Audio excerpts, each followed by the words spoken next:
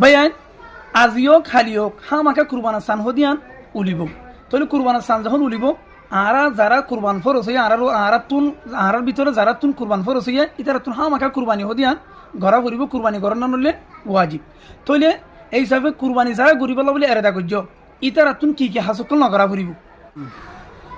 তাহলে আরাতুন হাসি নগরা ফুরিব দিয়া রাসূলুল্লাহ সাল্লাল্লাহু আলাইহি ওয়াসাল্লামের হাদিস শরীফের মধ্যে মুসলিম শরীফের 1970 নম্বরের হাদিস রাসূলুল্লাহ সাল্লাল্লাহু আলাইহি ওয়াসাল্লামের মধ্যে মান রাআ হিলাল যিলহিজ্জা ওয়া আরাদা আন ইউদাহিয়া ফালা ইয়াখুযু মিন শারিহি ওয়ালা মিন আযফারিহি রাসূলুল্লাহ সাল্লাল্লাহু আলাইহি শরীফের মধ্যে যেহনি কি যিলহিজ্জা মাসের সানরে দেখি